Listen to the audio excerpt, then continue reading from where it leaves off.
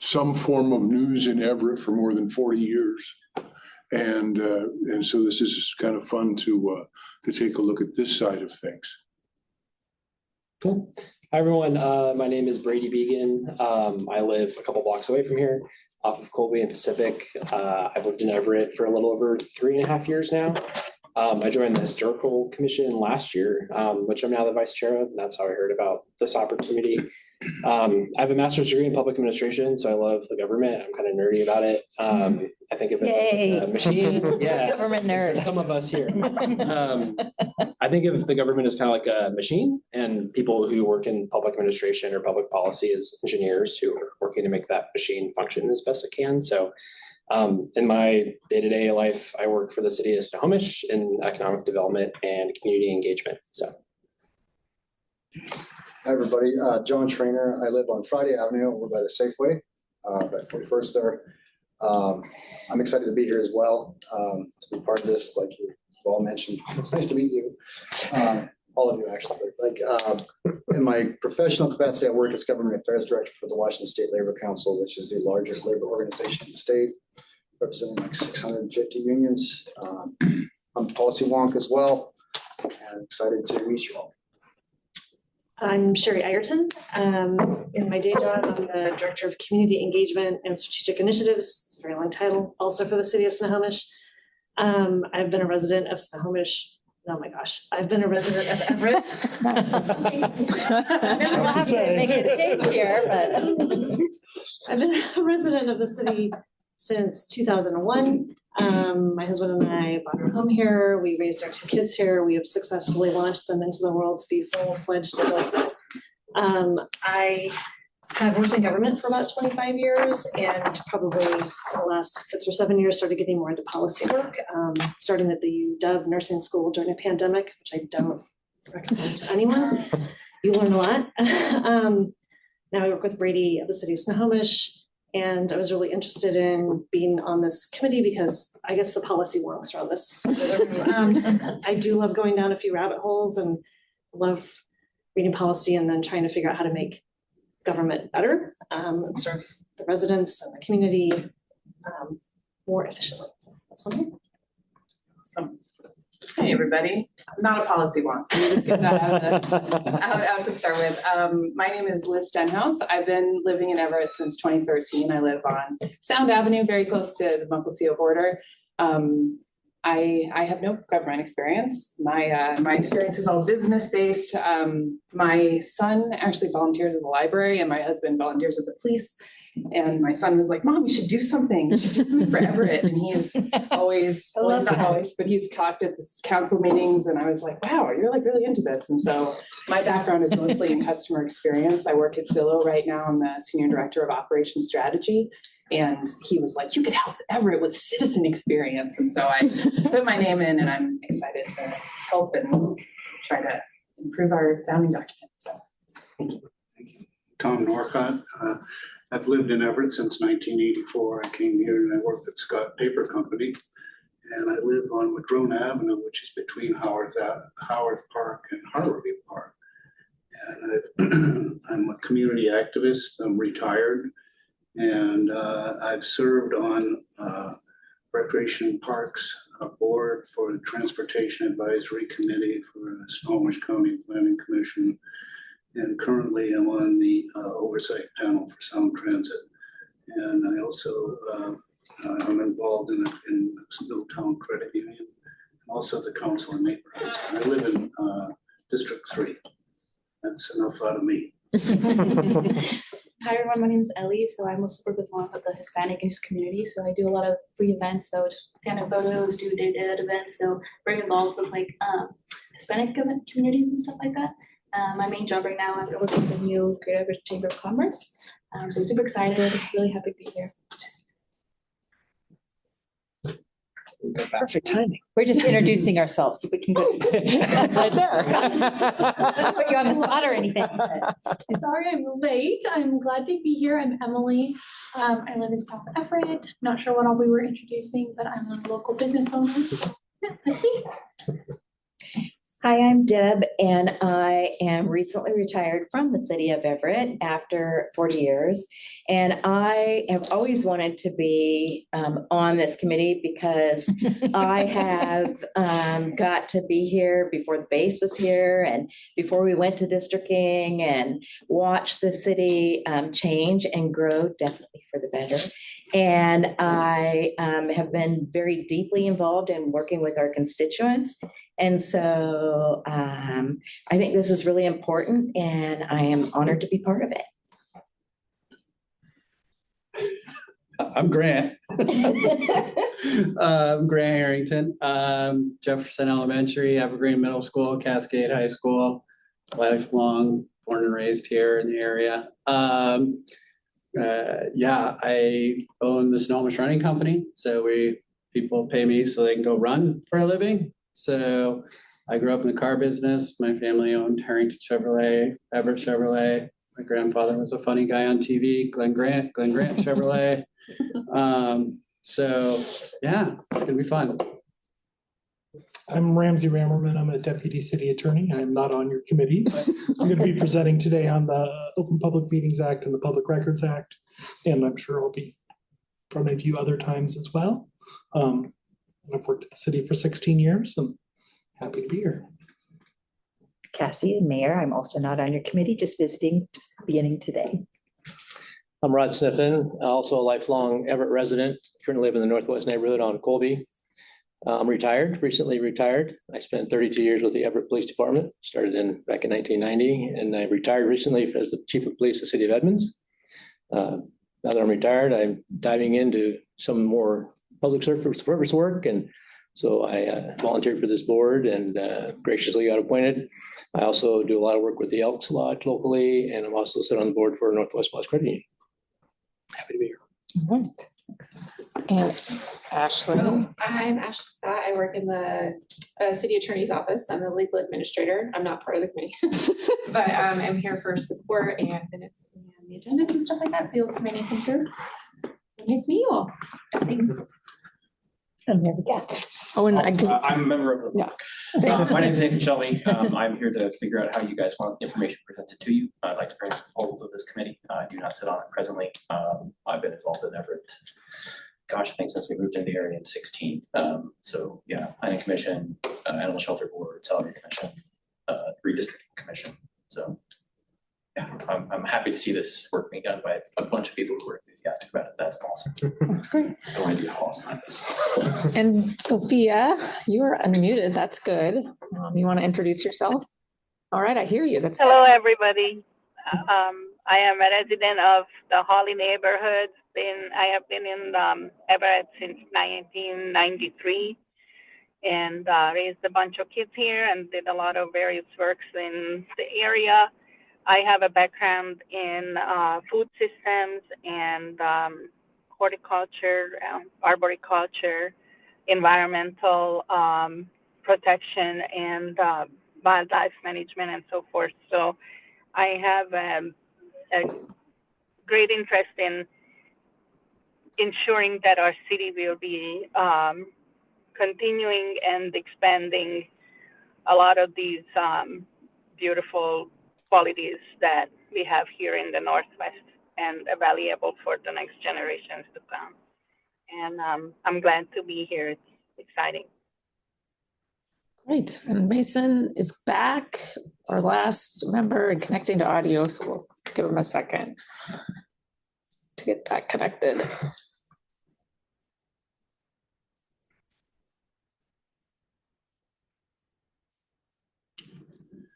Or we can. The dots are dancing. Yeah. Reminds you of the dial-up. I know. Maybe we'll kind of move ahead. Yeah, you can introduce yourself later. They don't get it. They don't. They do not. Okay. There we Well, go. I just wanted to welcome everybody.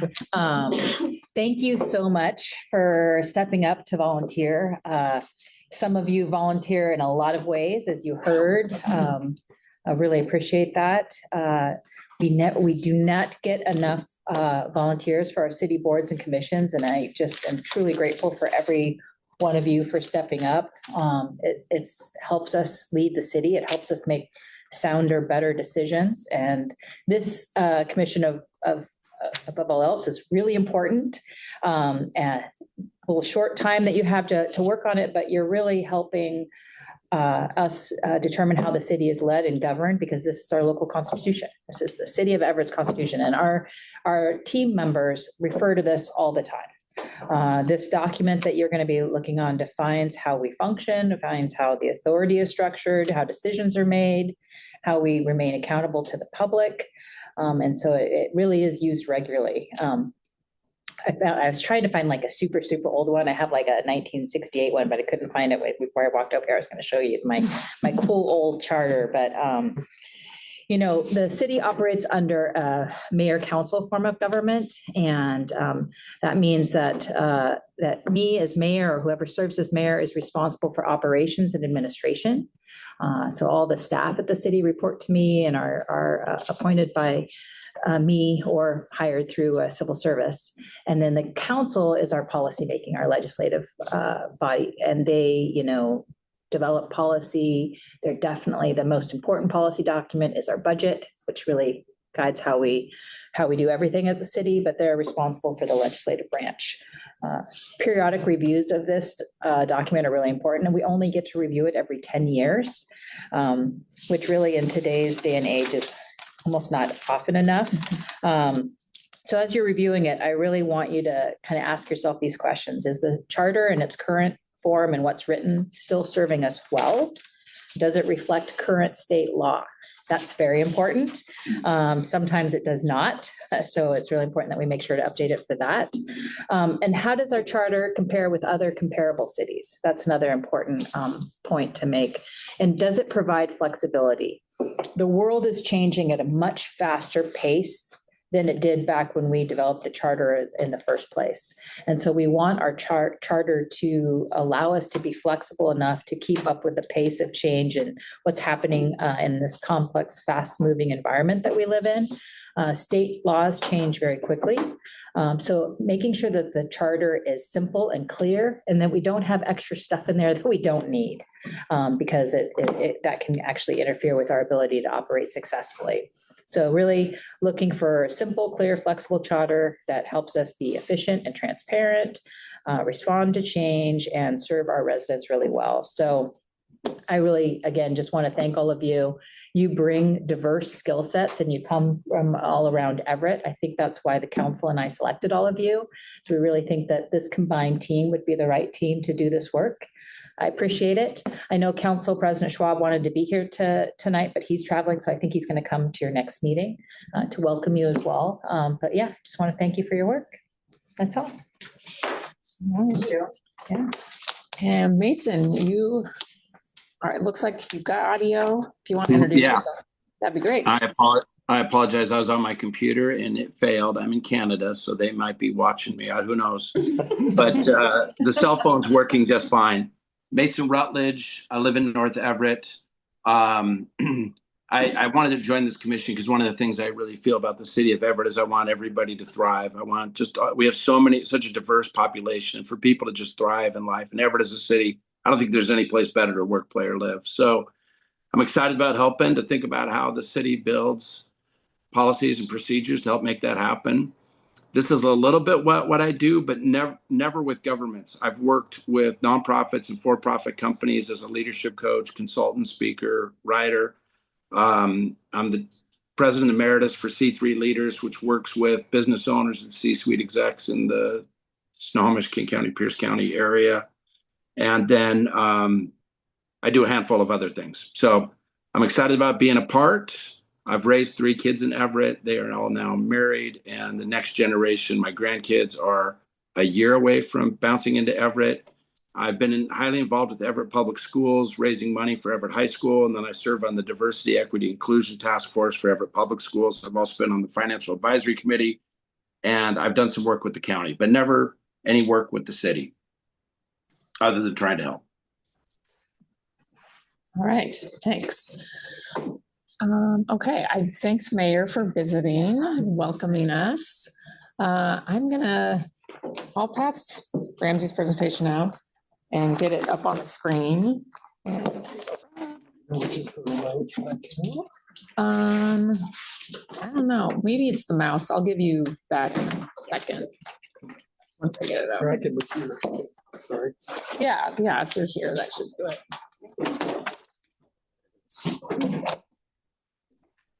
And Jennifer, if you see me twice, I'm trying to get on my computer as well again. Oh, yeah, I'll keep an eye out if you've done sending out, no problem. That's just easier to operate. They succeeded. You need to be one of them though. Yeah. Okay.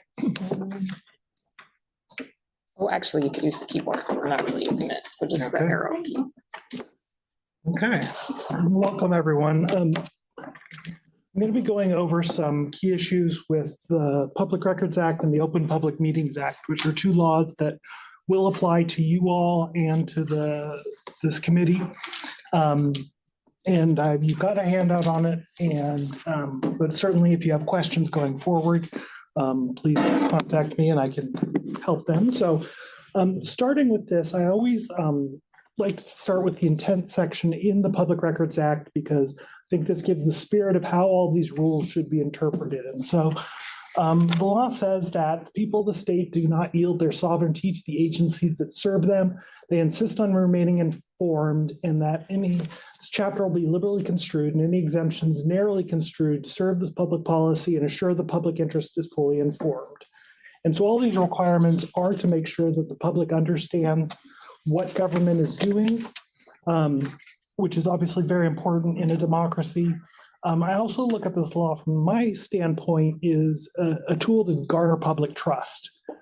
Trust is the coin of the realm, is the old saying, and this is our compliance with these laws and our embracing of these laws help us build that trust and ultimately makes the job of government a lot easier. So with that, the first thing in the Public Records Act is understanding the scope of it. It has a very broad definition that covers any writing, which is then further defined to be basically anything that communicates information that's related to the conduct of government or the performance of government that is either prepared or owned or used or retained by a public agency. And so courts have looked at it a variety of ways, but basically any conceivable record probably is going to be a public record that is in the possession of government or created by someone serving government. Does that include the federal government? There is a different law, but it's the Freedom of Information Act has many more holes and exceptions and such. So this does not apply to the federal government, unfortunately. Just examples in thinking of this, this slide is really meant to convey anything. And it's not just the front record, also the electronic versions of those records and all the metadata behind it is going to be a public record. And so as you guys are going forward, you're going to be getting copies of records, and I'll talk a little bit later on kind of managing those records, but understand that anything that you create while serving in your role on this committee is a public record, and that these rules apply to it. Will we be getting a city-specific email address? We will not be giving a city-specific email address. I'd recommend, or certainly we'll talk a little bit more about email management. But create a Gmail account specifically for this role is one way to do it, or make sure that you're keeping all emails related to this committee in a specific location. And ultimately, you're going to find, we'll talk about this a little bit, you're not going to need to save a lot because almost everything you have is going to be duplicate of what we have. So hopefully it won't be a problem, but we've looked into this before, and it's just the amount. We basically would have to buy a year license for each person to give you guys city email addresses. It ends up being cost prohibitive. So the location of the record does not matter. If it's that includes if it's on any, obviously, wherever it's stored. The key is if it's created by you while you're acting in your official capacity as a member of this committee, then it's going to be a public record regardless of where it's at. And that includes on personal devices. So when it comes to managing your records, put anything related to this committee in a smart place. Don't mix it with the rest of your records. Keep it separate. We don't have a city email account. I should have used a different slide on this one. I apologize. But the key, I think, in this is make sure that when you're emailing related to this committee, CC Jennifer. Sorry, Jennifer, I just volunteered you. And then we know Jennifer has a copy of it. And then ultimately, once you no longer have need for it, you should delete it so that there isn't a second copy. Because technically, a copy on your email is different than the copy on our email. If you make sure you forward everything to Jennifer, and then you won't have any obligation once we're done, other than just to clear out what you've kept. Questions at the go or questions at the end? Questions are fine now. What about text messages? I've only seen email here so far. Yes, text messages are also public records. Don't use text messages for the committee business, please. But if you do, forward it to your email and then forward that email to Jennifer so that we have a copy of it. But the preference would be that texting is not a good way to do committee business. And I've tried to tell this to many people many times and nobody listens. But at the very least, forward it to your email and then forward that to Jennifer so we've got a copy of it if you are using text messages for city business.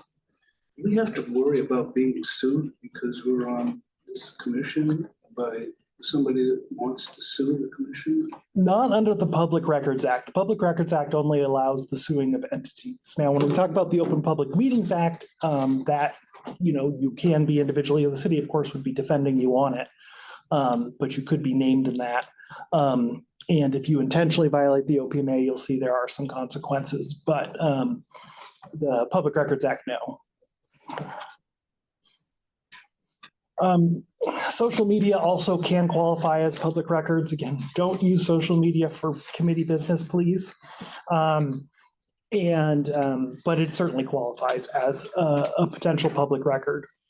Now, one of the obligations we have is a broad search for records. The law says that we have to search all locations and all sources that may have records. We have to reassess it as we search. We have to document our search efforts. And ultimately, we can be sued just for not looking hard enough. So if we end up with a public records request related to this committee, we will talk to you and hopefully you'll say, yes, I forwarded everything to Jennifer, and then that'll be the end of the obligation. But if not, then we may have to ask you to look for records. So be aware of that. So Ramsey, we can ask a question like if we CC Jennifer, I can ask Rod a question and as long as she's CC'd in it, right? Yes, except when we get to the OPMA, I don't want you to do a serial meeting. So I don't actually want you using email with your fellow committee members to do any business, but. Are you going? Yeah, yeah. But when it comes to business, the business needs to be done in this room, not electronically. There are exemptions to the Public Records Act, but and there's actually hundreds of exemptions, but very few are going to apply to anything we're doing here. We have to have specific exemptions with old records. Generally, our philosophy is we first say, do we care that this is going out? If we don't care, we'll produce things, whether it has an exemption or not. But if we have to have an exemption before we withhold anything. There aren't many that you need to worry about. I think but when it comes to exemptions, we look at, generally they're serving various public interests. They're either helping protect private commercial interests, taxpayer interests, government efficiency, public safety, or privacy. But these aren't grounds for withholding records just because it's serving one of those. Just know that of the hundreds of exemptions, they're all serving one or more of these purposes. We generally are conservative on how we assert exemptions, so it's probably will not affect you, but the one potential exemption that you may deal with is the deliberative process exemption. This is something that is meant to protect pre-decisional decisions and only applies until a final decision is made. And so there may be some stuff that is, recommendations that you guys are considering that we would withhold temporarily. Probably not, because it's probably going to be done open in this committee anyway. So That's the one that would most likely affect you. Then also legal advice may also apply, but again, I don't think your guys are going to get a lot of confidential legal advice, but maybe you will, and then that may also be exempt. Those are the two that are most likely to affect this committee. Just generally to know, there is no privacy exemption in the Public Records Act. There's a definition of privacy that is incredibly restrictive of when we can assert privacy. It says something has to be highly offensive and there has to be no legitimate public concern. So just be aware, there's not a lot that we keep private, and sometimes it's unfortunate. Sometimes it just is how it is. But also the law specifically notes that embarrassment is not a grounds for withholding records. In fact, if we've done something embarrassing, the public probably has the greatest interest in knowing it. So just be aware of that. Be careful what you say. Put in writing, make sure you'd happy to see it on the newspaper if you're going to send it related to this role. Under the Public Records Act, even if we withhold records, we still have to tell the public we're withholding records and what we're withholding. We have to provide basic information about what's being withheld. So again, the public knows that we're keeping secrets from them, if we are keeping secrets from them. Records retention is a much broader subject, but for your all purposes, it's relatively simple. For draft documents, once they've been incorporated in a final document and you have no further use for them, they can be destroyed. Other documents, biggest thing are going to be hopefully everything you have will be duplicates of what Jennifer has. And so again, once you no longer have need of them, they can be destroyed as long as the city also already has a copy of it. And what you have is just a duplicate. If you do, have something that's unique at the end of this, again, we'd ask that you turn it over to Jennifer. If it's something that you think has value, you want to be part of the record. Otherwise, if it's just notes and you no longer have use for them, then we don't need to retain them. And you should get rid of them, because then if we get a public records request a year from now, you can just tell me I got rid of everything and then you're done. So that's just kind of broad overview of the Public Records Act and what you should know about it. So now I want to talk some of the basics of the Open Public Meetings Act again that will apply to you. So the Open Public Meetings Act generally sets a floor of all meetings of city committees are open to the public. The public has a right to observe. They don't have a right to actually participate, just observe. Obviously, things like city council will have public comment. And are we going to take public comments on a couple times here? So we will take some, but we don't have to under the law, but we will.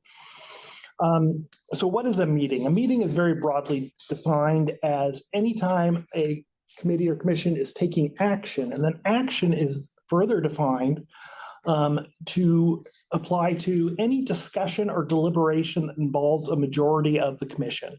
So action is not just final action, it's anything. So what that means is that if you got 8 of you talking together, that's a meeting. If you're talking about city business, wherever you are.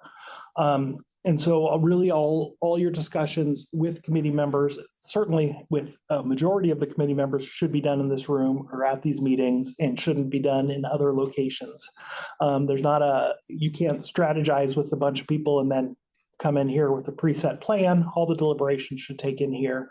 And if you do have deliberations outside of these meetings involving a majority of you, like I said, that is a meeting. It's going to be an illegal meeting, and it can create problems. So please don't do that.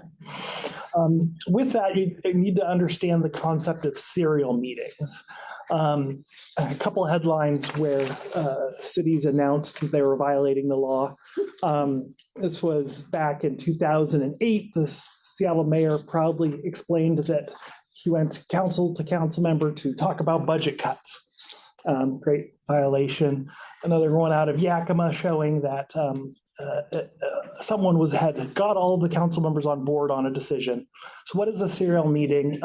It's a series of communications that individually do not involve a quorum, but in combination do involve a quorum where a collective intent is formed.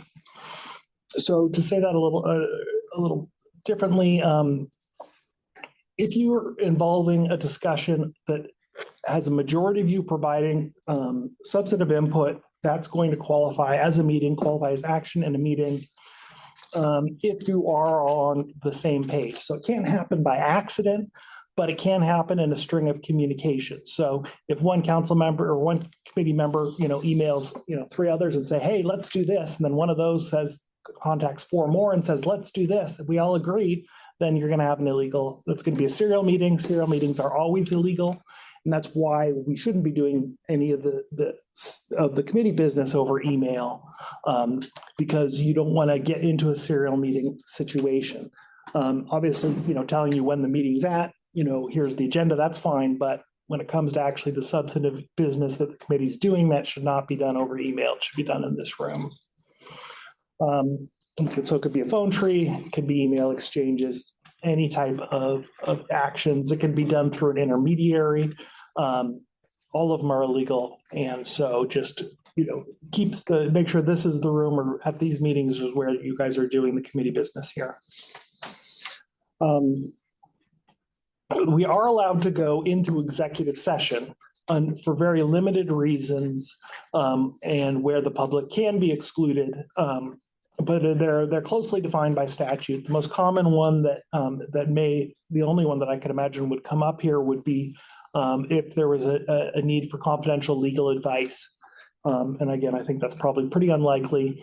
In executive session, you don't vote. It's just mainly to supply information. Any actual final action still needs to happen in the open public meeting.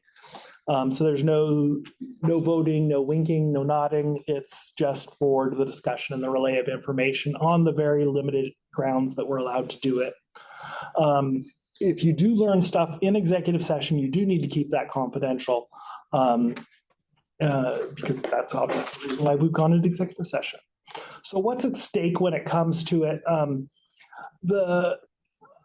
First, if final action is taken in violation of the OPMA, like for example, if there was a secret, he took a secret vote in executive session and then he came out and did it again in final session, that final action would be considered void, which is obviously undermines everything you're trying to do. Elected officials actually can be recalled for violating the OPMA. That doesn't apply to any of you, but if you knowingly violate the law, so you intentionally are trying to avoid it, you individually can be fined $500 for the first violation, $1,000 for the second one. It has to be a knowing violation, so it's not something that's going to happen on accident. And if I said you could do something and you did it and it ended up violating the OPMA, that would be a defense for the personal fine. The action still could be voided, but it is one of those laws where you have to know you're violating it for it to be a violation. But the biggest thing is just undermining public trust. Anytime an agency or a committee or a city gets tagged for violating these laws, again, it undermines that public trust. Because public trust is how we get things done and is an essential element, and is really, the whole theme of what you all are doing. This is the ultimate public involvement in, structuring, governing a city. Public trust is essential. So again, really understand that some of these things may be burdensome, it may be inconvenient, but it really serves an important purpose in what you're doing here and the city's mission overall. And public perception also matters. And so just keep that in mind too. We want to comply with the letter of the law, but also the spirit of the law, and that we want the public to all think we're complying with the law. If they think we're violating the law, it really doesn't matter whether we are or not if it undermines public trust. And so just keep in mind that how it's being perceived, most of these don't apply, but don't all go out collectively afterwards for drinks or anything. Just keep in mind all that, and just keep in mind again the email communications. Jennifer sends something to all of you. Don't hit reply all and start making substantive statements. Things like that. All those things can look bad, even if they aren't actually violating the law. They hurt the public trust. So, excuse me. With that, are there any questions? So the subject came up in the council on neighborhood meeting last month, and And is there a link if somebody wants to attend this meeting by way of Zoom? Yes. There is, that's what I thought. Yeah. Thank you. Yeah, it was on the agenda, and so it's on the website. I have a question. Yes. It's on slide 15. I don't know if you can show extra, but mention and at the top it says, do not delete. And then it says delete drafts and notes. And I'm like, how do I know if something's pending and I shouldn't delete it versus when I'm good to delete it? We'll alert you if there's a pending request. Okay. And so, it's, that's a good question. Thank you. Yes. If you haven't heard, if we haven't said, don't delete anything and you've forwarded to Jennifer and don't need it anymore, then you can assume you can delete it. Okay, thank you. Okay. Well, thank you all very much. And you have got my email. Like I said, if you have questions, please don't hesitate to find me. Thanks, Ramsey. Thank you. Let me get our little PowerPoint guy back up. Other one, this one. Okay, I didn't know if it was the same. Okay. There you go. Okay. I think that's what I wanted. Also this, that's already set up. Okay, great. Okay. All right, well, I printed this. I might as well just pass it out, even though this PowerPoint is not really that exciting. So we've covered Ramsey and we'll move on to the rest of your business. Oh yeah, so agenda, and then the city council passed a resolution, I guess, 2 weeks ago regarding kind of the process. So it just outlines that their job, like the mayor said, is to evaluate the charter, take public input, recommend changes. Like, I guess technically you don't have to recommend any changes, but we figure you will. When we get to the point that you're ready to recommend changes that would eventually make it to the voters, that requires a vote of 10 of you, like a 2/3 vote. And then we'll transmit that to the council via a written recommendation. So we'll have a final report at the end. Part of the resolution also just really copied the code of conduct that the council has and their council rules. So it's kind of like high level professionalism, treating each other and the public with respect. It suggests that we can also establish some like shared meeting principles, not today maybe, but as things kind of get underway before we get too far in the process. That's all linked on the Charter Review Commission page on the city website. And I'll make sure, I'll just send it out again because I know how to find it super easy, but the city website has its pluses and minuses. So I'll make sure you have a nice link to it because I'll be putting other resources up there too. So your first order of business is really you have to select a chair and vice chair, but you also need to select your 15th member. So I thought you could talk about that. I sent out the list and I wrote them all down, so I had them if you wanted to know who they were, but you can choose from the other folks that applied and were not selected. I know that it was you all should feel honored. It was a tough choice for the council and mayor to put you all into this mix. So you could choose from the other candidates or any resident, or it's really like. Where was that list of other candidates? I had emailed it. I can. Yeah, that's where I've got it. I got it, you did? I did, but. It was like a while ago too, so. Are you able to bring that up so that we can look at the? Yes, I can. Yeah. Oh, I found the list. It doesn't tell us anything about their qualifications. No, it doesn't. We can Facebook them. No, I'm kidding. I have a question about. Public record. I know, I'm kidding. I like to see the list. I get that a lot. Something that you don't have like a. I'm kidding. Actually- Like that, we don't have a chair, so how are we gonna do nominating or however that process looks? for the- I always pass here. First, second majority, No, I don't want to do this. which is, Maybe it might be easier if we just find out like who wants to do those two roles, and then it might not be as big as you all think. And so maybe it might be easy to just Start with chair and vice Yeah. chair. Yeah. Bump and pay. It comes with a lot of gratitude. You get as much money as you get for this one. Put a smiley face every time I send it. Yeah, and a gold star. I like the smiley face. So on the resolution, I think we have to select a member first. But a lot more. I like that. That is probably why I did that way, so. And I cheated and printed it off. Let's see here. One's fully, oh no, that's, these 14 members, so designated shall, as its first item of business, elect a 15th member to serve in a like manner. One's fully formed, selecting the other folks. I asked Jennifer what the thought was behind having that 15th member selected by the charter, like did council? I think that's in the charter itself. It's kind of common when I think you might see it more often if it's like a partisan board where there's like two sides and then those folks come together and pick it up. That's the first thing we change. You guys don't want to do this? And Jennifer, it looks like you have that list on your screen there, but I don't see it shared here. Thank you for pointing that out. I will do that. Thanks. Now, if this is recorded Mm-hmm. and it has personal information on the applications. Mm-hmm. Oh, like make sure it's We'll just, sorry, getting these. Which is all that public information anyway. certain things on applications are not. Okay. Yeah. Okay. They're redacted if people request them through PRA. Okay, but this might be all of the applications. I could also pull them up like on my computer, and if you wanted to know about them, you could do that.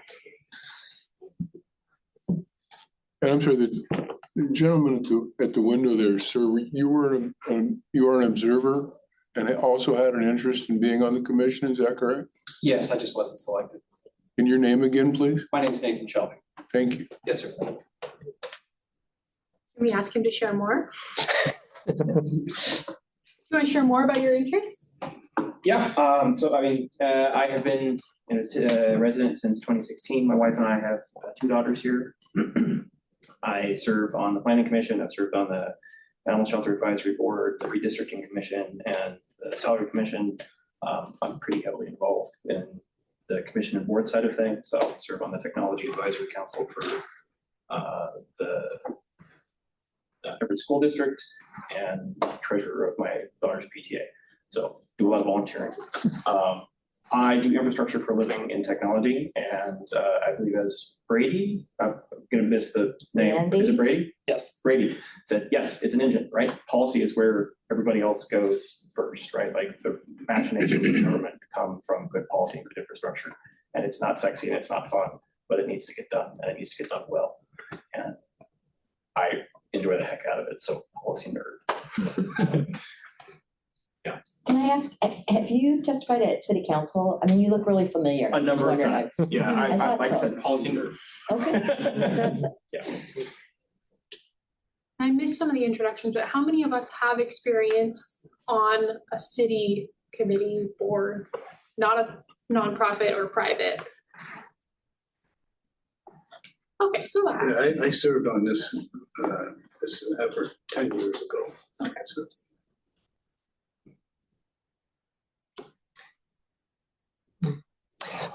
I was going to note that some of the names, and since it was just a list of names without additional information, it's like, okay, who do you know? Who do you not know? And I know that John Gebbo, who applied, local business owner, a very good, rational person that I might recommend from that list. Andy's a Berlin. Oh, boy, I should have known that first. I have another that's not on the list.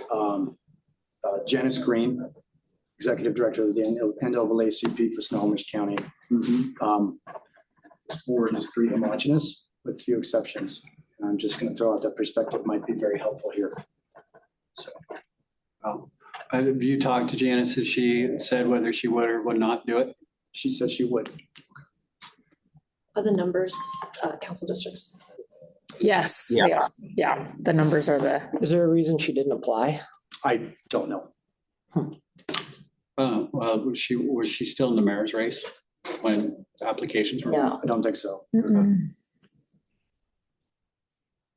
Well, she was not in the mayor's race, but I do believe that she was potentially going to maybe take a job if Scott won. And then she couldn't be on the committee because I believe city employees cannot be on the committee. But she ran for mayor. I don't, The application I think was that timing open is until December, so the election was over, November. And and I just was thinking maybe there might have been a conflict of interest or something, but I agree with you. I think I heard a question about districts. Do we have a representative from District 5 here? Yes. Yes. But only one? I think that's, or A five. couple of districts are only represented by one. Deb and I am. Emily are both in looks like 5. Yeah. Okay. Yeah. Because again, on the representation side, another person would be Alan Rubio, who did apply and is in District 5. Just another name. I don't disagree with who said that about diversity. As I look at the photograph, I do think the picture does look like we could do better representation of our community. It looks like Rubio is on 4, right? Doesn't it say 4? Yeah. Oh yeah, 4. I apologize, 4. Yeah. And 4, we only have one representative currently. Yeah, we have. Sophia.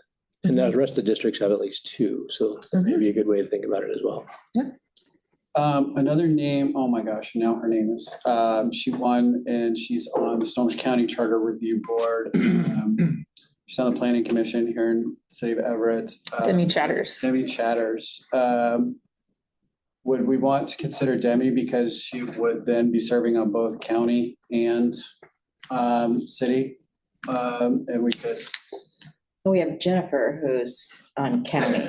Yeah, I'm up there. I'm over there too with Demi. Yeah. Oh, yeah. Yeah. Now, are you allowed to provide, are you on the board? No, I just work here. Can't be on the board. I'm sort of your main staff liaison. Okay. Yeah, Ashley's effectively serving as our clerk, so she's taking minutes and probably doing some other things I might ask her to do. And then I'll be, gathering information up for you guys and maybe presenting things, maybe pulling other people in to present, probably answering questions through your meeting. Yeah. And I do serve on the County Charter Review Commission, so I'm happy to provide that perspective. But Demi's on our Planning Commission. She's a great volunteer in the community too. I think it was Grant that asked a question earlier about did the person apply? And I do think that's a key question. If somebody, because the city did a great job putting this out there and recommending people to apply. If somebody didn't apply, I'd really want to exhaust the people that did apply before we went out and got somebody else. Because we have really good people and they did apply, went through the process and showed interest. That's just my suggestion. Sorry, I can't use my camera. That is too much for Canada while the Olympics are going on. Okay.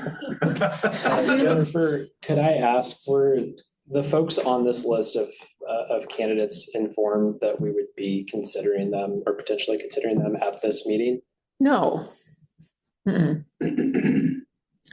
But if you followed the process, it should be quite apparent. 'Cause it was mentioned multiple times at city council. Yeah. And it's in the charter.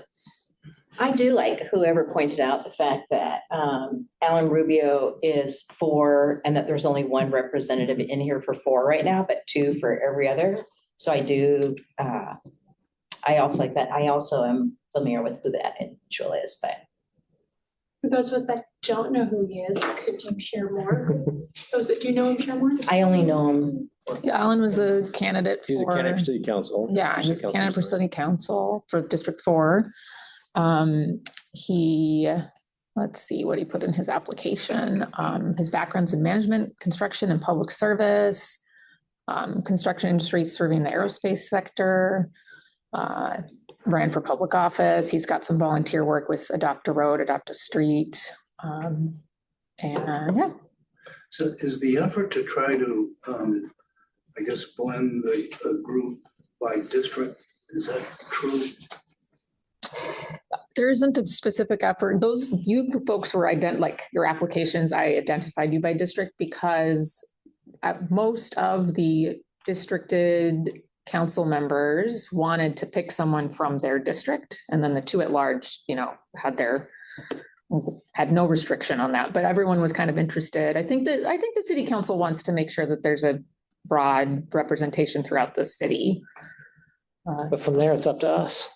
Yeah. And John, you had recommended Alan as well, right? No, I recommended Dr. Janice Green and, sorry. yeah, and one of the reasons I think is pretty fair, she did challenge the mayor for the mayor position. So like, I don't think the application going in, probably, I think she may have thought that it would not have been well received. Well, I mean, hey, somebody asked a question, so she didn't apply because she didn't think she'd get it. So, just putting it out there, all these are great things to discuss. So like, I would move Alan Rubio's name forward in this for the sake of continuing the momentum. Do you want to vote on, how about here's an idea. You could vote on sort of the candidates. So Alan Rubio, you think we should vote, and I think Janice Green sounds like that'd be one that you guys would want to put forward. There've been a couple other names mentioned. Does anyone want to? We could have a list, right? Because they can decline. That's true. It would be a shame to have to do this again. Yeah. You brought up a name, but I didn't write it. John Gebbo. Okay, John Gebbo. And I can. Is it Gebbo? I thought it was Gebbo. It may very well be. And he's in District 2. I know, I'm like looking for the name on. It's Oh, you middle road there. And Jennifer, I could be wrong, but this might be a procedural thing. Should we have a name and a second to put them on a docket, if you will? That might be a way so if somebody just doesn't have one name, everybody gets a second, then we know there's at least a little bit of knowledge in the room about the person. I think, yeah, that makes sense. Leland put forth Alan Rubio. I'd second that. I think we might, if you guys are cool with it, maybe kind of go around and you can cite your candidate that you pick, like who you're voting for. That's how we'll do the chair nominations. So, who else? Oh, John Gebbo. I got him up there. Oh, Nathan. I knew there was somebody I was missing. And Dr. Green. She's up. Yes, got her up there. Any other names? And then it was sorry, Demi Chatters. Yeah, that was the other one. Well, if we don't know, I think, I was just throwing that out there and seeing if anybody because I would be totally fine, quite candidly, with Janice Green or Alan Rubio myself. So I'm good with just those, leaving it at those, especially if nobody knows whether she would actually do it or not. Yeah. I would recommend sticking with those that have an interest, that have applied, or perhaps felt like they shouldn't apply for whatever reason it is. We all have feelings and thoughts, and that's valid. So that's my thought, is stick with those that were interested, that would have a desire to do it. Maybe do those first and then. We got his name, that's Nathan Shelby, right? Nathan is up there. Yeah, I put them alphabetical. Janice. Yeah. No, she's up there. Janice. Oh, you mean the only one up there that didn't apply is Janice? Yeah. Yeah. Okay. Thanks. I'm a little slow sometimes. I know we're not quite using Robert's rules, but maybe Billy Bob's. I feel like there was a motion and a second on Alan. Should we put that to discussion and vote as the kind of first in the list, since I feel like there was a motion and a second. Yeah, I'm open if you want to follow that process. That's fine. Oh yeah, Sophia, go ahead. Yeah, I would like to second motion and second Janice Green, however we need to do. I'll second on Gebbo. Okay. Were there two folks for Nathan Shelby? I'll put my name in. Okay. Okay. Well, I don't know if that goes. So kind of the question, the other question is, what order do we vote in for positions? That's all right. We're 1, 2, 3, 4. That's all right. We're in a good spot. Can we just silently write them all down on our choice on a piece of paper and put it in a hat? I think Ramsey said no to that. Normally when you run like a nomination for a chair position, you would take nominations and they would need a second. So you guys have done that. And then you would just what the council does for council president, I think this is a Robert's Rules thing. Maybe they just do it this way, but we would just go around and you would say like Shelby, Rubio, Green, Gebo, and we tally them up. Let's just do that. And yeah. Do we want to say why or just a name? Just a name. Short and sweet. I did hear a nomination for Demi Chatters. I don't see her on the list. Was that a serious nomination? We decided to hold off. Okay. She's on the Cody. Yeah. Yep. I heard that. Grant kind of withdrew it, I think, saying that there's Because other. I was satisfied with the ones that are up there. Oh, did Sophia? She gone. Sorry, where does that leave us in the steps? And I know that it's supposed to be our job. That way, everybody's gonna say who they want. Okay, of all of the above. Of those and- names. Of the Up there, four yeah. candidates. Okay. And then we'll see what happens if we need to do a runoff of some kind or however you guys feel about it. We'll see what the results show us. Are we making sure we track this? Yeah. Yeah, She, I think Ashley and I'll probably both track. Yeah, that. the count and the count of what you guys chose is not gonna be in the minutes. This Right. is being recorded, but it will say committee members selected blank by majority vote. And for the 15th member and blank as an alternate because that was in the last minute, so that's what we'll do. I'm not familiar with the names, John and Alan, so I don't know if somebody would like to. I can speak to John. I've known John for many years.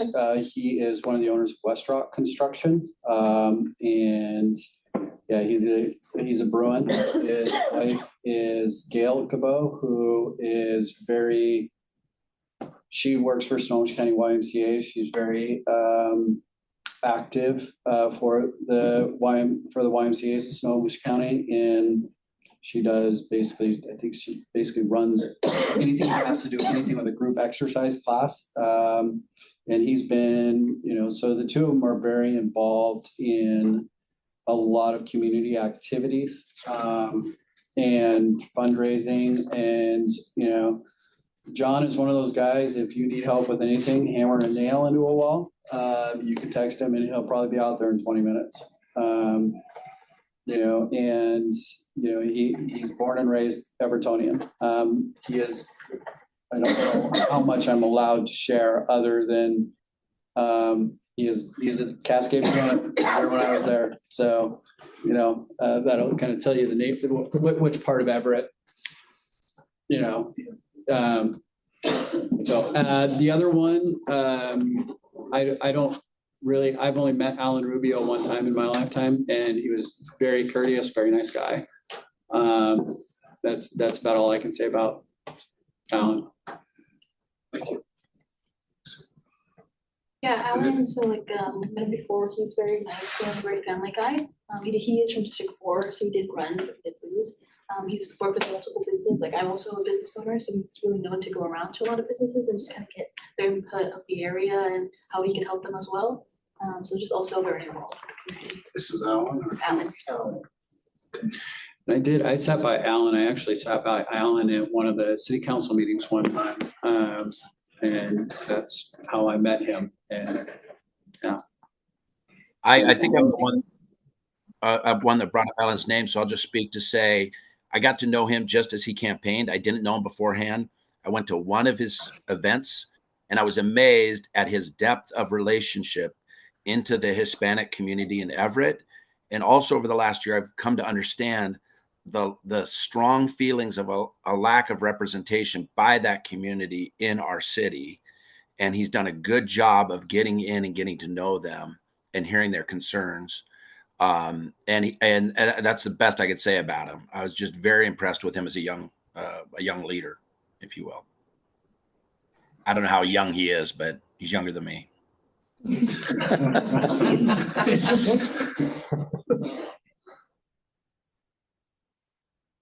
what about Nathan Shelby? He's right here. I'm happy to leave. He shared his report twice now. It's all good. I think Nathan should be strongly, just commended for being and coming to this meeting. That says a lot. That's impressive. Thank you. I would agree. We're just resending the link.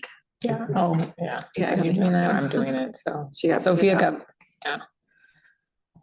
Do we want to, we probably should get moving on the vote. Yeah. So do we want to just start with Randy and go? We're gonna wait until Sophia's. Oh, so. Yeah, I don't know if it was a time sensitive, but it should be. yeah, I thought it was open-ended. Yeah. What's, for just while we're waiting for her to come back, what is the quorum? How many of us need to be here for? 8. 8? Yeah.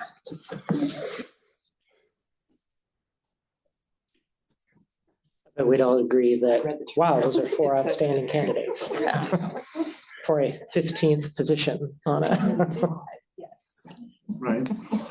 I'm hoping the vote's done by the time it gets to me. Not gonna lie. I feel like people are gonna, next meeting, everyone's gonna sit in different spots, because they're like, I'm always last, I'm always first. Right next, and then they're gonna be like, oh, next time we're going clockwise. Speaking of that being a possibility, can we, I mean, not that the votes aren't secret, I feel like we could go through that process and maybe the vote would be done before Sophia's logged back in. Yeah. I mean, it's just, she just has to vote. So Yeah, there's no well, reason we don't, can't. yeah, we don't have to wait. I mean, like, I sent her the And are we link. gonna give our first and second? That same. I think just The first first, and the let's do a round for First. position 1 or choice 1 and then choice 2. And I'll start with I appreciated some logic that I heard in this conversation. So I vote for Alan for that position. Guess we're going around, but. Yeah. We started, sorry about that. I will also vote for Alan. Okay.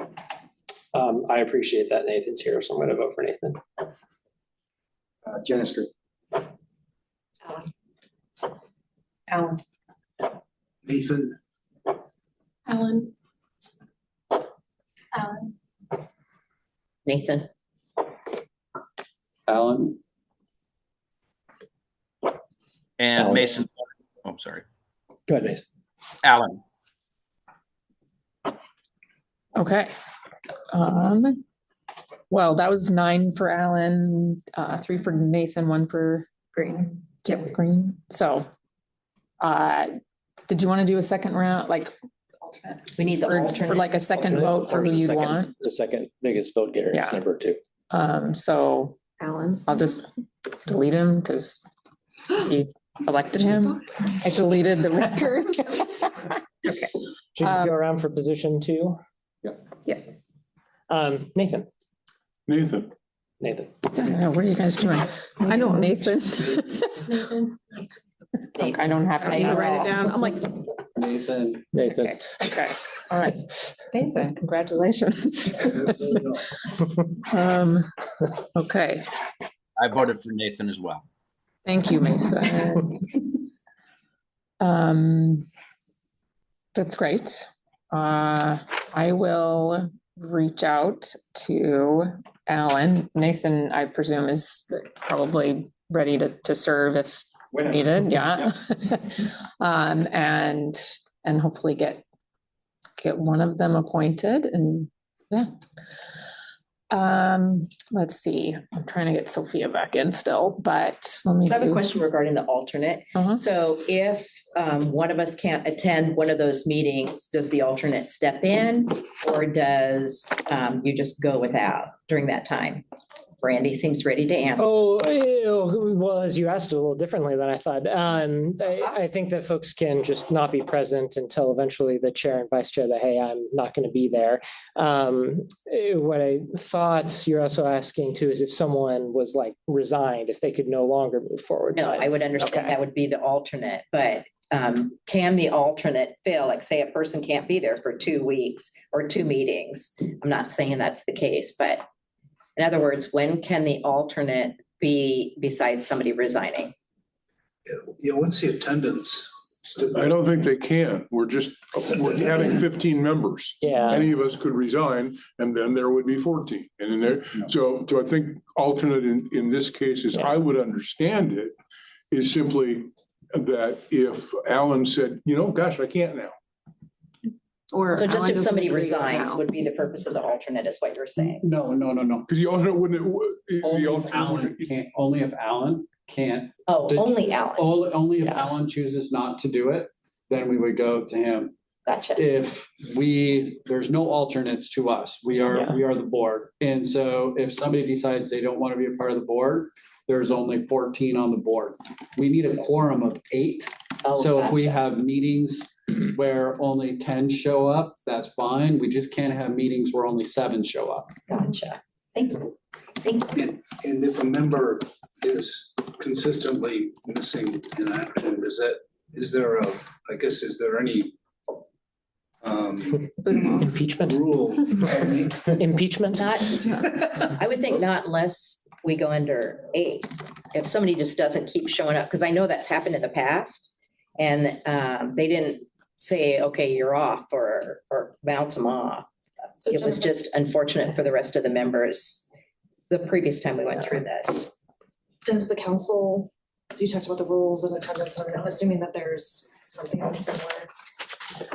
Yeah, council members are, so we didn't apply that portion of their rules, and I guess that's really under state law to your board, but maybe as guidance, the city council members can't miss more than 3 meetings in a row, then they actually lose their seat. 3 unexcused absences. Yes, yeah. To be specific. Yeah. There is a point about maybe not impeachment, but effectively 5 committee members may petition the city council and mayor if they'd like someone removed, but due to disorderly and disruptive behavior. And maybe you define disruptive as not being present. But there would be a strong argument versus what the definition of is disruptive and disorderly. Sounds like a great opportunity for charter. Do we want to at least start to move forward to the chair and vice chair? And I think that we probably, can somebody kind of give us, Jennifer, can you give us a rundown on the difference between being like, what does it mean to be a chair? What does it mean to be a vice chair? And the differences in what do they do exactly? The chair would help set your agendas, working with me, and the vice chair would assist that, kind of the team of leadership. Yeah, I think that would be the main, and then run the meetings too. Like I'm sort of facilitating, but moving forward, your chair would be more of the person leading the meeting. Does that from a time capacity standpoint, is that much more extra time outside of these meetings? Yeah, it would be more of a time commitment. We'd probably have a kind of a check-in before each committee meeting to review agenda, kind of talk about the plan. They might make sure they get materials. Yeah. Were you? Yeah, chair Tom or might vice have chair? perspectives. Do you have any interest? Despite your lack of interest, can we still nominate you? Would you serve if nominated? You don't want someone that doesn't want to do it. To Grant's point, does somebody have the extra time and they want to And run the meeting. show interest in doing that? I mean, Does anybody want to be the dictator? Does the vice chair fill in for the chair if the chair doesn't attend the meeting? Yeah. That would probably be their main duty. Like ideally, they might partner with the chair to help set agendas, but certainly at the meeting, filling in when the chair can't make it to run things. But the vote Dawn. is the next meeting. The vote doesn't. You guys get to We decide determined to that. figure that out. That comes after we get the chair and vice chair. Chair would lead the way. Nominate, Right, so. can we just nominate someone that if I would nominate Randy as chair. I second that. Randy? Does Randy have the time as That would be my concern. And as we were just talking about the schedule of things, like this time on a Thursday is great. Monday and Friday, I can absolutely make work.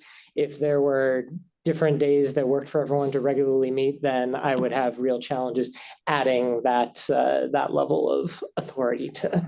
We can just close off this room, Randy, and we could put like soccer balls and little things out there for you. And then this would be the daycare. I can my kid's preschool just got closed down, so. We get an option on that. Jennifer? So let's first start with, is there anybody in this room that wants to be the chairperson now? I am, this is Mason. I'm not interested in being the chairperson, but I do have the time to work with the chairperson as a vice chair and would be honored to do that. And I'd see it as more than just filling in meetings. I'd be able to do some actual work on it if possible. I don't feel like I have enough city experience to be the chair. I think that should be somebody else. I don't know who. I've only lived here since 2006. But I have plenty of time I can donate and dedicate to if you want.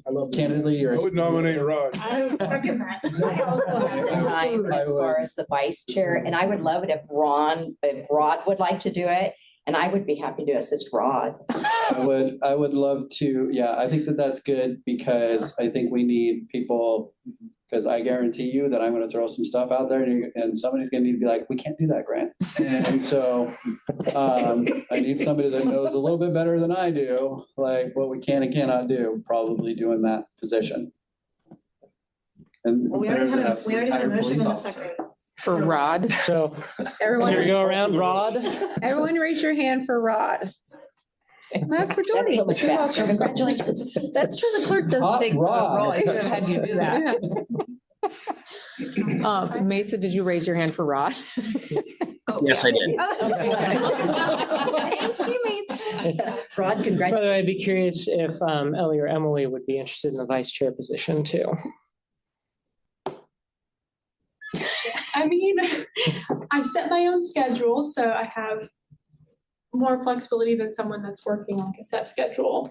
But I do also have 2 other volunteer commitments that I do regularly on top of running my business. So if there is someone that potentially has more time. I'd nominate Deb. I nominate Deb. Yeah. Yeah, she said she wanted to But do we it. missed Ellie as well. Ellie wanted to do it? Yeah, I mean, if you don't have as much time, I mean, Well, I'm retired, so. Well, there's 2 people we can vote. I'm sorry, I didn't hear you wanted to I do think it. it'd be fair to Yeah, vote. certainly if you. No, we don't have any. And I don't know everybody's gifts in the room, but I love Grant's heart and what he shared. There is going to be hard decisions have to be made here. And we're going to have a team of people that's able to say no to things and be okay with it, and it's going to be a challenge. So we should talk a little bit about what gifts does Rod have? Is that our new chairman, Rod? Is that right? Yes. Chairman Rod, and what You are, gifts does he have that would complement him in that regard? Because if I don't know Rod, I'm sure he's not a pushover, but if he was, we don't want another one. We need. So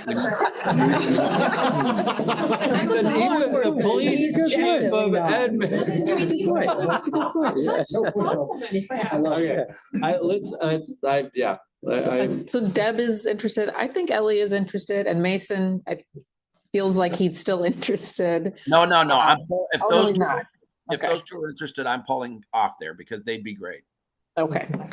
So we got Deb. This is the vice chair we're talking about. Yes. That's right. This is a tough battle for vice chair. Yeah, This is a Deb coin and flip. Ellie. I think that's good. I like That's how that. I say your name? Ellie? Okay. All right. Do you want speeches?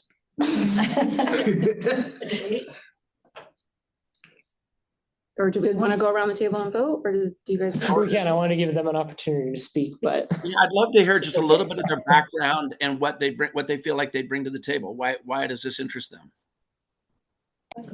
Go ahead. Yeah, so basically my background is just working with a lot of like local businesses. And then I did mention I do a lot of like community work as well. So I'm very like focused on kind of just like going and kind of just doing more one-on-one.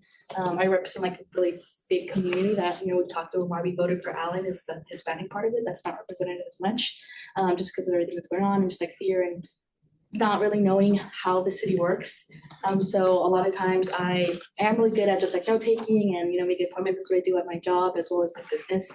I'm the main person in their taxes and kind of inventory, all that stuff. Good thing I have time because I'm a business owner, flexible, but I am retired, and so I do have quite a bit of time, but I also feel that I know Rod, I'm familiar with Rod in regards to his police background and whether or not he can make difficult decisions. Working for the city council for such a long time, I was able, my main focus was dealing with constituents, and I think that the biggest voice that we need to keep hearing here, and we're not getting enough representation of, is our constituents. And so I feel like the experience that I've had working with them for the last 40 years, as well as working in government, I'm very intimately familiar with the charter.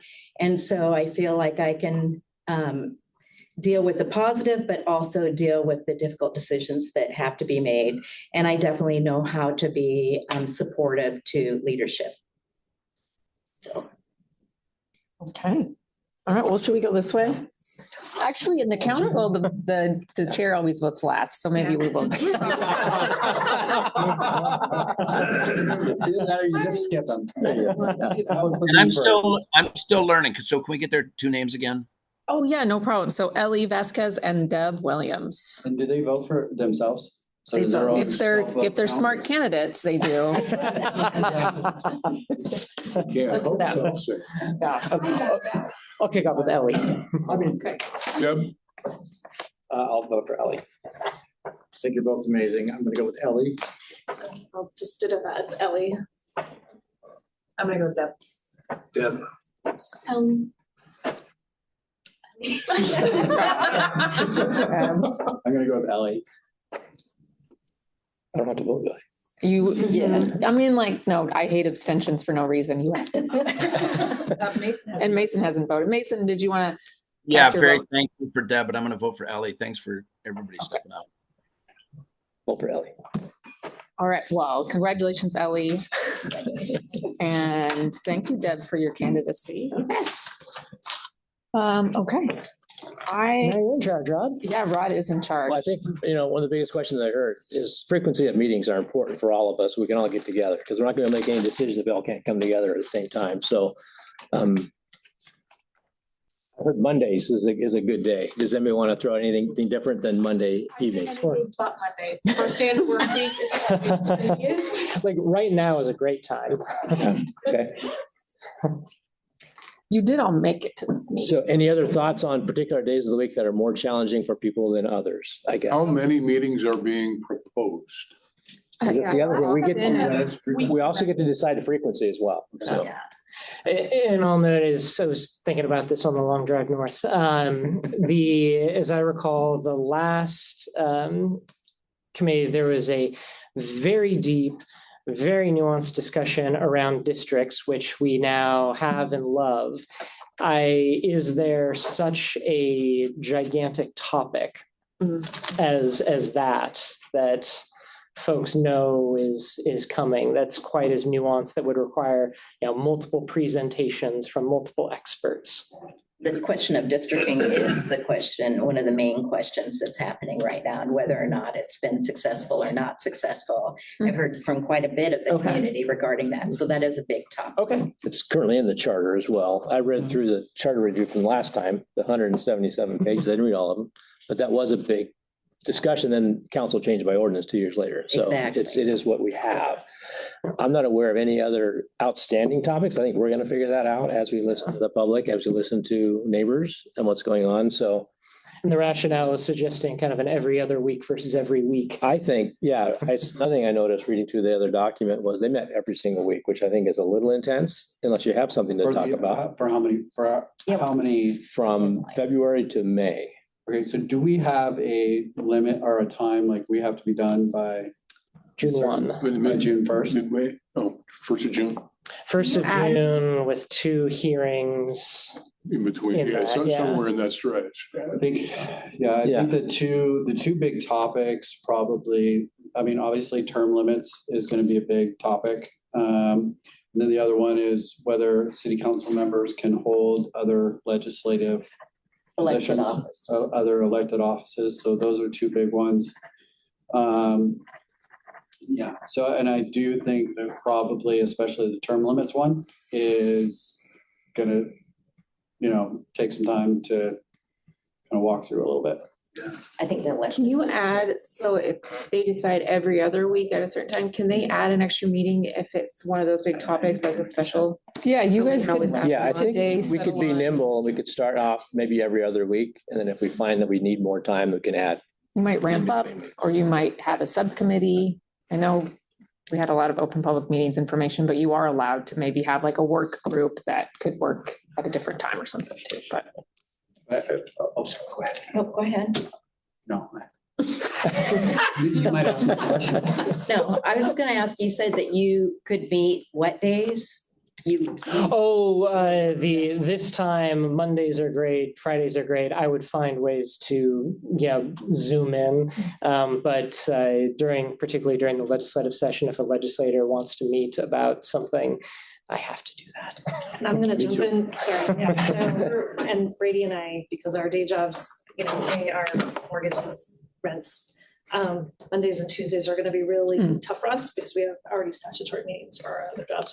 Did you say Thursdays were good for you? Yeah, like this time is fantastic. It gives me an excuse to come home early. We're back to Thursdays then. I think. I find Thursdays is a challenge, but is Wednesday out for everybody? I mean, I know you have city council, but it doesn't start till 6:30 at night, right? Unless you have community. Wednesday would be tough for me. I like Thursday as well. I would just like a little bit later, which would also help people coming from work and such for some of you, but Thursdays could work. I mean, I'm good with either. I didn't say anything. Oh, no, you said Wednesdays. Oh, no, they already said Wednesdays won't work. Oh. I'm kind of arriving at the second and third Thursdays of the month. I have challenges on the first and third, but the second and third Thursdays of the month are completely open for me as well. That'd be my vote. Okay. Challenges on the first and the third. The second and third Thursdays of the month. I'm challenged with the first Thursday and the third Thursdays with other commitments. Do you mean second and fourth? Yeah, that's what I'm asking. You're saying That doesn't make sense. Yes. You're like, You're right. hey, let's make the third. Okay. So the second and fourth Thursday. And then. I'm a full-time single dad of a 15-year-old, so I am going to have to find out from him when I'm available.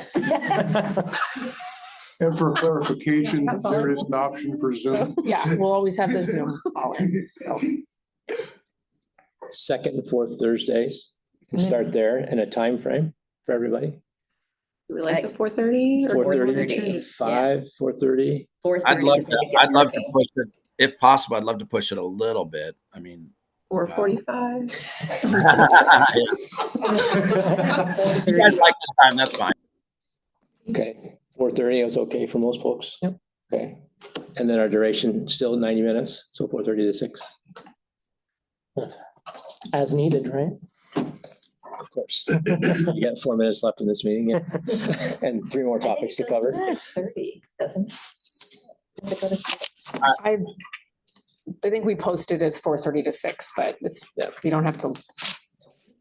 I would say it is, a 90-minute meeting, we should get business done.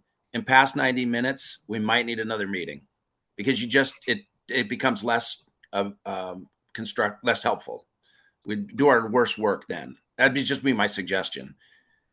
As much as we could stick to this 90-minute mark, it would be helpful. Okay, cool. Not a strong feeling on that. All right, we can go do whatever we can do it. We agreed. There's agreement. Yeah. We already covered one of them. I can just kind of breeze through and we can review them later. Whatever you guys want.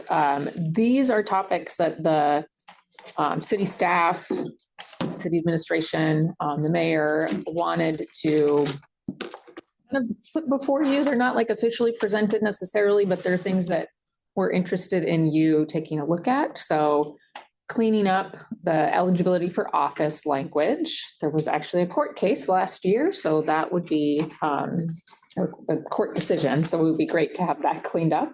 Is this coming from the mayor or from the council? I would say I have talked with some council members about these items, but this is more from mayor and city staff.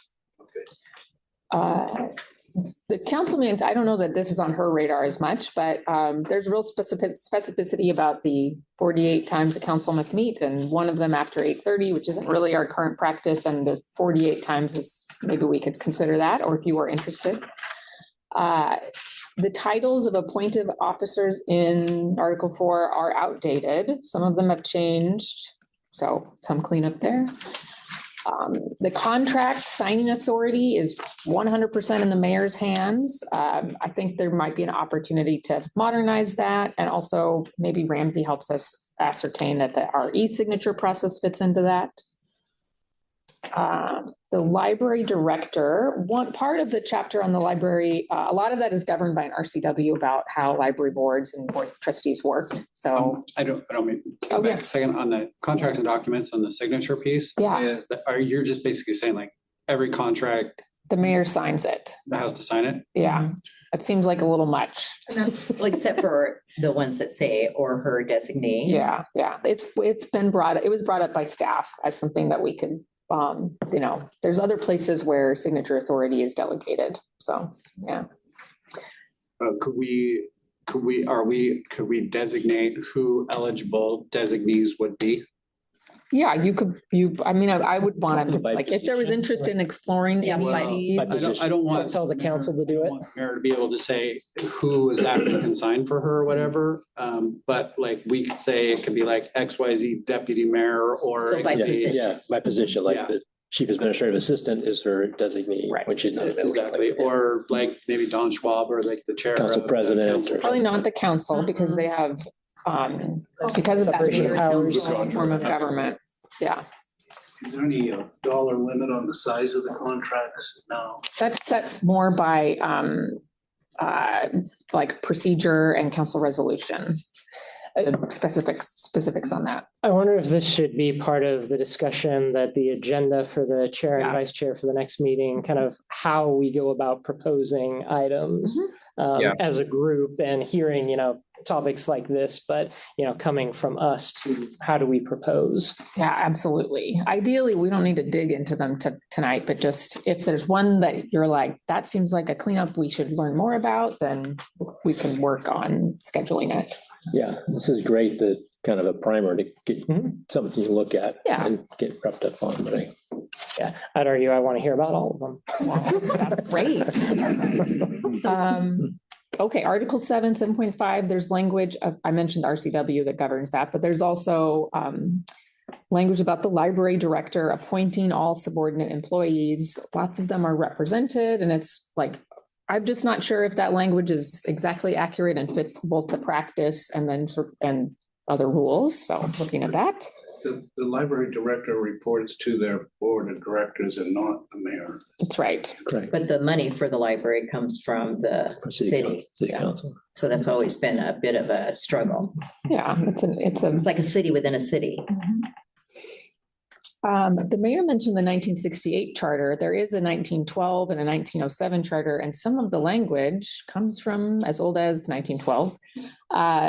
The civil service chapter predates a lot of state law, and so there's some interest in our HR department to modernize that and maybe simplify it so that we can use the existing law and not have our own special language. Is the most modern current charter the one that went through in 2016? Is that what we're looking at? Everything in 2016 is what we're dealing with, not anything before. That's right. As a reference. There are some changes though, between 16 and now. There are some changes that were made by ordinance by council. So yes, Correct. But the 16 is the latest document. Yeah. It's a 10-year. But the council didn't change the charter. Okay. I also have a white paper that one of the candidates who works for the city of Seattle on their charter sent me that I will distribute. It's long, but it's really amazing. He shows you all the places where it's changed or not changed over those 110 years. So I think it's another nice resource of like where this language is weird and it came from 1912. Maybe that's why. If you want to add to a reading list, the I think National Civic League has a model city charter that might be I fun put for that everyone to read. on your landing page. Oh, yes, that is on there. So I'll highlight those and send that out too. So, Brandon. Would this group be responsible for these consistencies with state law, or would that be taken up by the law? We would have the city attorney come and say, this is how you could update this so to make it consistent with state law. If you pull this out, then or reference state law, yeah, he could provide that advice. You don't necessarily need to do your own research on it. Okay. Yeah. Thank you. Okay, I think the last one I wanted to mention is we have somewhat uniquely low or among the lowest thresholds for signatures to qualify for the ballot for an initiative. It's in the direct legislation article. It's 5%. There's also and this was Brandon Islip who did that analysis of the charter that I just mentioned. There might also be some clarity around which election and what are we counting to qualify those signatures against. The language dates from like I said, 100 years ago when the city ran their elections and it was a little cleaner then. So maybe language cleanup, and then maybe you might want to look at what other cities do for, and the state does for thresholds to qualify for the ballot. So are you talking school levies and? No, in 2024, there were 3 initiatives. We hadn't had initiatives in a long time, so that's a great example. Not too long ago, there was an initiative to raise the minimum wage. Watershed. There was an initiative around the Snohomish River watershed and kind of environmental rights related to that. Both of those passed, and then there was a third one, which was kind of a different take on the minimum wage. That I don't think qualified for the ballot. So there were 2 on your ballot, but 3 were submitted to the city. Yeah. Okay, I have basically this last slide, which is just a reminder that this is the Constitution. You might want to kind of think of your shared vision of government and your shared values. Tom is here from the 2016 charter. I noticed that in the past in one of the National Civic League documents suggested you could ask past Charter Review commissioners if they wanted to attend, if there were things they really wished they addressed during the review. And then we can also have staff give policy presentations and briefings and things like that. You have to hold 2 public hearings, but you can decide that timing later. You already did your next meeting date, so congratulations. February 26th. Yeah.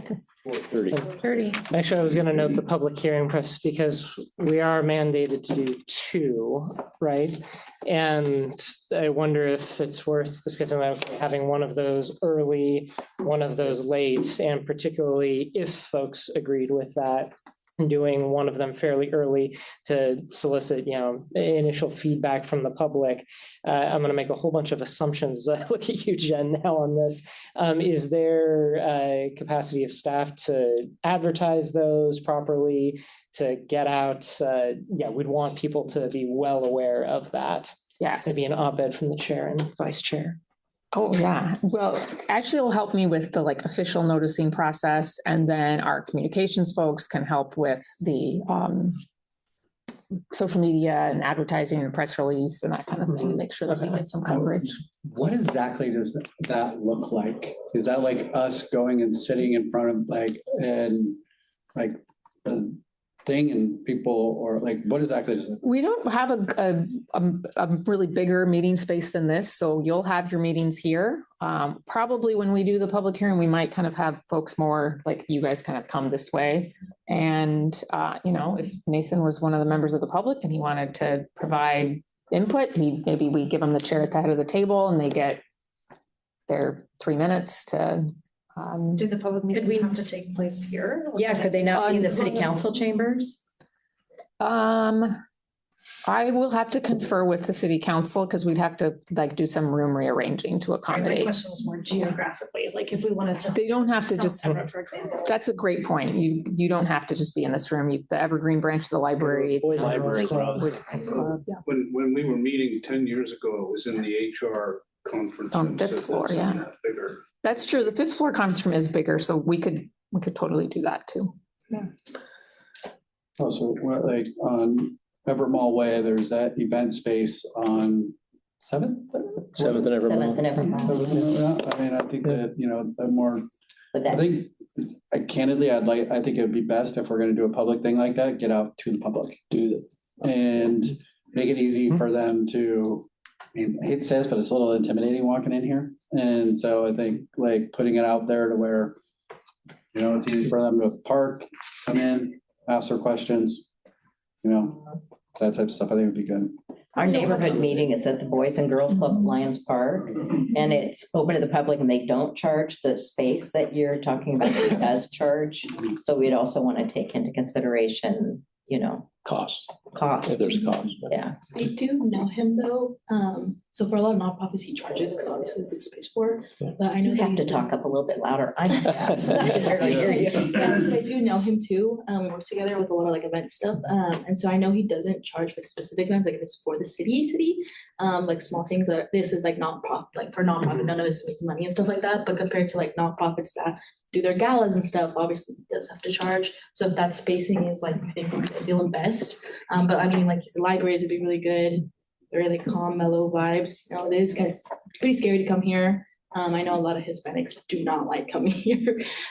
So it's very, I think it's important feedback. Meetings at these locations or just an outreach effort? Is that, I'm not It sure. sounds like meetings. Pardon me? It sounds like meetings, like when we have to hold the two public meetings. The two public hearings. Yeah, public hearings. Yeah. Okay. Nathan, you have a comment? Yeah, I was just curious, is the intent then of this body only to accept public comment at those two meetings? Or is the intent to accept comment at all meetings in written or spoken form? Or I think it's two, the two, unless there's a reason for more. Because we I agree. don't have 90 minutes. We have a lot of stuff. And a public hearing can devolve quickly. I think They public submit. input can be submitted by email That's or right, whatever yeah. to Jennifer, but public hearing where they come and talk, I think there's only two opportunities. Yeah. Public input though should be able to come anytime Absolutely. through our, Which Jennifer, you should, it would come to you, right? Yeah. So you would need to Is it on share our your webpage? email. It's on, yeah. the I'm email on the address. web, yeah. Yeah, so the email address is on our webpage. They can- And we'll probably do the public one, like, I was trying to do the dates in my head, but probably after like 1/3 of the way through. Probably end of March. Yeah. You can- Second meeting in March and then the last one end of May, probably. Yeah, well, we want to give them, we want to give the public time, so like, we don't want to have things like fully decided in our heads and then go stand in front of the public. We want to give, you know, I'd rather go sit in front of the public, give them opportunity, and then still have plenty of time to come back here and so their input actually matters. So based on the schedule that you guys decided, there would only be two meetings, February 26th and the first meeting in March. And then it would be, we'd only have two meetings before the public got to speak, so that we wouldn't have anything fully baked by the time they got to speak. So it would be basically your time frame that you're thinking of for that first. The only thing I think Grant is saying is, I think the end of May or a meeting, that would be too late. Like, I don't want to get their input and then, because we'll be pretty much putting a bow on it. Yeah, I think probably like mid-March, mid-April. Good. I think part of our responsibility is bringing with us, you know, public feedback to these meetings, right? Exactly. I think that we do hold both a, like, I don't know the technical political word. Obviously, we have a structural thing and working with the ballot or like whatever structural piece, but we also do still have a representative piece. You know, we technically are kind of representing the Everett and the city of Everett and stuff to rewrite this.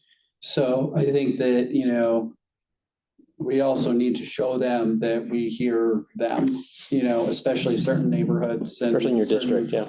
Certain districts, because I know that I talk to a lot of people that just are like they don't even vote anymore because they're like, they don't listen to us. And so I think that by doing the public I think we could probably do one in South Everett, somewhere Evermore Way, up in there. But I think we should also go look at like Silver Lake area. And I think we should, go up into there. I know there's a lot of people up in those parts that just don't even feel like a part of Everett anymore. And, So Rob, have you heard that? I mean, I feel like we can turn the Sorry, light. Mason, we're not allowed to get you the lights turned off. That would be great. I think there's been good input given to you as the chair, and now it's your job to kind of help guide us on that. I mean, for us to dictate the details, that's your duty. And you have time, like you could work, we could work on an idea and discuss, I really like having it be out in the community. Deb's turning the lights on. She knows where to go. I know, I was like, I'd help, but Yeah. she knows that side. Brady has a thought, it looks like.